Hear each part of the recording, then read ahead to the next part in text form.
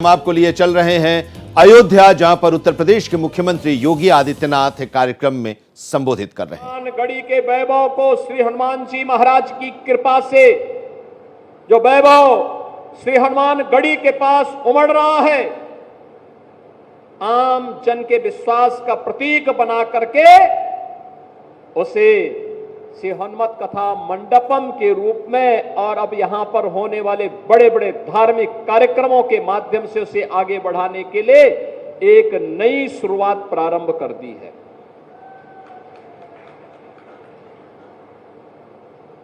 आज के इस अवसर पर मैं आप सबसे कहना चाहूंगा, हमें इस बात को ध्यान में रखना होगा, व्यक्ति हो या समाज,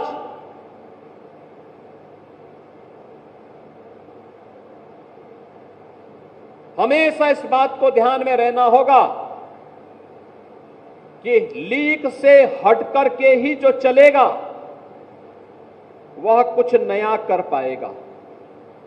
लकीर का फकीर बनने से न व्यक्ति का कल्याण हो पाएगा, न अधिक समय तक हम अपने वजूद और अस्तित्व को ही बचा पाएंगे।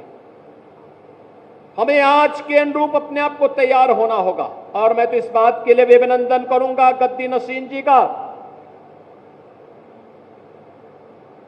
कि सैकड़ों वर्षों के बाद गद्दी नसीन जी ने यह हिम्मत की कि मैं श्री राम जन्मभूमि दर्शन करने के लिए निकलूंगा। और वो गए, भव्य शोभा यात्रा निकली, भव्य शोभा यात्रा निकली। सबने उसको स्वागत किया, सबने उसका अभिनंदन किया। और क्यों नहीं, आखिर अयोध्या में जो कुछ भी है, यहां के रक्षक देवता के रूप में तो हनुमान जी महाराज हैं ही, लेकिन अयोध्या के इष्ट देव हमारे मर्यादा पुरुषोत्तम भगवान श्री राम हैं। और राम लला का दर्शन करने के लिए 500 वर्षों के अंधकार को दूर करने के लिए प्रधानमंत्री मोदी जी के नेतृत्व में जो कार्य हुआ है, बहनों और भाइयों, यह सनातन धर्म के इतिहास का एक अत्यंत अद्भुत, अभिनंदनीय ऐसा कार्य हुआ है जिसके बारे में आज के दिन पर तुम कह सकते हैं न भूतो न भविष्यति। हां, आने वाले समय में ये चीजें आगे बढ़ेंगी, लेकिन आज के दिन पर जो लोगों के लिए, पिछली सरकारों के लिए जो असंभव दिखता था, वह प्रधानमंत्री मोदी जी ने संभव बना करके, ये डबल इंजन की सरकार ने डबल स्पीड के साथ चल करके अयोध्या को उसका गौरव प्रदान करने का काम किया है। हमारे पूज्य संत आज इस बात का एहसास करते होंगे। याद करिए, 2014 के पहले, 2017 के पहले अयोध्या के, हनुमानगढ़ी के या देश भर के संत जब इधर उधर कहीं जाते थे, यात्रा के दौरान कितनी कठिनाई होती थी, कितनी परेशानी होती थी। लोग आदर के भाव से नहीं देखते थे, लोगों के मन में सरदार सम्मान का भाव नहीं दिखता था। जो परिचित थे वे भले ही सम्मान दे दे, लेकिन कोई अपरिचित सम्मान नहीं देता था। आज मैं गारंटी के साथ कह सकता हूं, आज के दिन पर आप देश के अंदर कहीं जाएंगे, अयोध्या का नाम बोलेंगे, राम जन्मभूमि का नाम बोलेंगे, हनुमानगढ़ी का नाम बोलेंगे, सामने वाला व्यक्ति आपके सामने झुक करके आपको सम्मान देता हुआ दिखाई देगा। अयोध्या के नाम से लोगों के मन में एक नई, उसके चेहरे पर चमक देखने को मिलती है। अयोध्या धाम का नाम सुनते ही अगले व्यक्ति के मन में एक नया उत्साह देखने को मिलता है, एक नया उमंग देखने को मिलता है। कारण है, अयोध्या को यह भव्य स्वरूप देने के प्रधानमंत्री जी के विजन को जब जमीनी धरातल पर उतारने के लिए हम लोगों ने कार्य प्रारंभ किया, तो मैं अभिनंदन करूंगा अयोध्या वासियों का कि अयोध्या वासियों ने उसका अक्षरशः पालन करने में अपना योगदान दिया। कोई विरोध नहीं, कोई प्रदर्शन नहीं, किसी को कम मिला होगा, किसी को मिल भी गया होगा, लेकिन हमारे भगवान के भव्य स्वरूप को सबके सामने वैश्विक मंच तक पहुंचाने का जो अभियान चल रहा है, इसमें मैं भी अपनी क्षमता के अनुरूप योगदान कर सकूं। अगर सेतुबंध के निर्माण में गिलहरी ने योगदान दिया है, मैं तो मनुष्य हूं, मनुष्य के रूप में ये मेरा भी योगदान होगा। और आज अयोध्या भव्य दिख रही है, आप देख रहे होंगे। अब कोई भी अयोध्या आता है, प्रश्न नहीं खड़ा करता हमारे सामने। मुझे याद है अयोध्या के विकास के लिए हम लोग चिंतित होते थे। गोरखपीठ का अयोध्या से संबंध आज से नहीं, 3-3 पीढ़ी से अयोध्या आते थे। टूटी फूटी सड़कें, दिन में बिजली नहीं होती थी, रात्रि में भी 3 घंटे 4 घंटे मिल गई गनीमत है।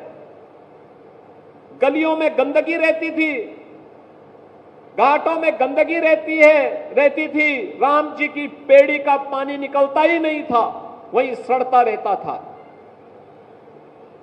और अव्यवस्था का आलम इस कदर था, हर दूसरे दिन कर्फ्यू बंद, अव्यवस्था,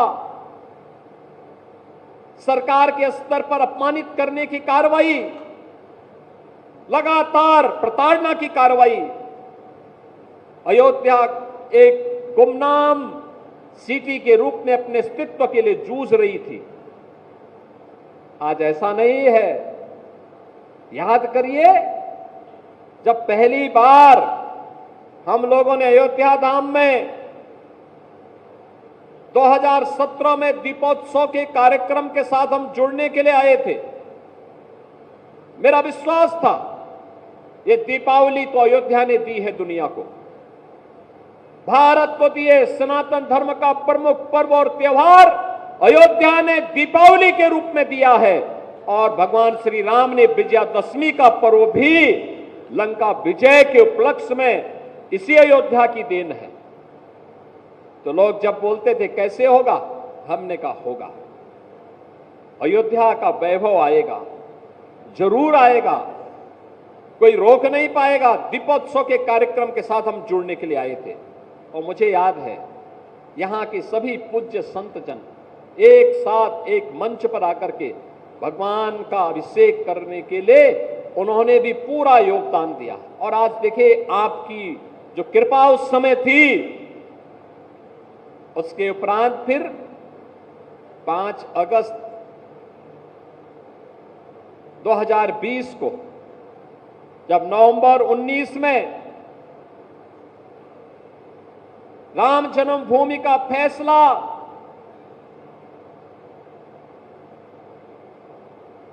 हिंदुओं के पक्ष में व सनातन धर्म के पक्ष में राम जन्मभूमि तीर्थ क्षेत्र ट्रस्ट के नाम पर हुआ, तो उसके उपरांत अयोध्या के मंदिर के भूमि पूजन कार्यक्रम के लिए पहली बार देश का कोई प्रधानमंत्री अयोध्या आकर के राम जन्मभूमि का दर्शन करने के लिए जाता है। यह श्रेय भी केवल मोदी जी को दिया जा सकता है। मोदी जी पहले प्रधानमंत्री थे, अयोध्या आए। उससे पहले मुझे याद है 1-2 बार कार्यक्रम बना, हमने कहा अयोध्या, उन्होंने कहा नहीं,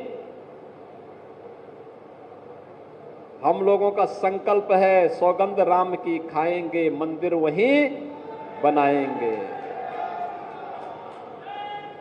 और उस संकल्प की पूर्ति के लिए प्रधानमंत्री मोदी जी स्वयं अयोध्या आए और अयोध्या में उन्होंने आकर के राम लला के भव्य मंदिर की आधारशिला रखी।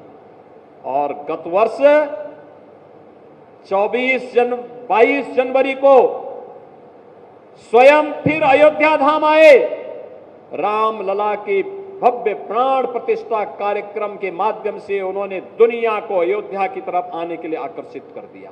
आज आप देखते होंगे महाकुंभ का आयोजन हो रहा था प्रयागराज में और भीड़ जमा थी अयोध्या में। कौन ऐसा सनातन धर्मावली रहा होगा पूरी दुनिया में, जहां कहीं भी रहता है, जिसका रुख अयोध्या की तरफ न रहा हो।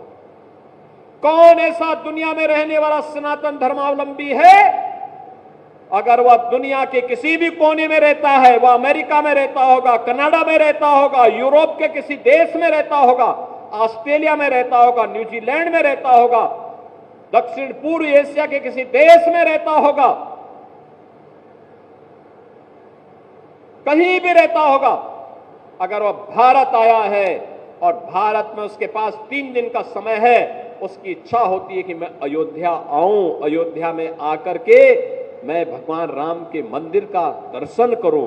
अयोध्या आता तो हमसे पहले पूछते हैं कहां कहां जाना है, हम कहते हैं उसको आप जन्मभूमि में जाएंगे, उससे पहले हनुमानगढ़ी में जाके दर्शन करके आना। वो कहते हैं इससे क्या होता है, मैंने कहा जैसे काशी में पहले हम काल भैरव का दर्शन करते हैं, तब भगवान विश्वनाथ का दर्शन करते हैं, ऐसे ही अयोध्या में पहले जाते हो तो पहले हनुमानगढ़ी में जाके दर्शन करो और फिर राम जन्मभूमि में जाओगे तो पूरा पुण्य प्राप्त हो जाएगा। और जो आता है, अगर कोई 10 वर्ष के बाद, 5 वर्ष के बाद कोई आता है और वह आकर के देखता है क्या ये वही गलियां हैं, ये वही हनुमानगढ़ी है, ये वही जन्मभूमि है, ये वही रामपथ है, ये वही धर्मपथ है, ये वही भक्ति पथ है, ये वही रेलवे स्टेशन है, ये वही अयोध्या है। जिस अयोध्या में 5 साल पहले मैं आया था, वो कहता साहब जमीन आसमान का अंतर होगा कि इतनी जल्दी कैसे परिवर्तन हुआ। आज आप देख रहे होंगे जितने भी मार्ग हैं अयोध्या के, सब 4 लेन से जुड़ चुके हैं, 4 लेन के साथ जुड़ चुके हैं। लखनऊ से अयोध्या की जो कनेक्टिविटी थी ये केवल 4 लेन की थी, आज केवल हाईवे ही नहीं, अयोध्या के अंदर के मार्ग भी 4 लेन के हो गए हैं।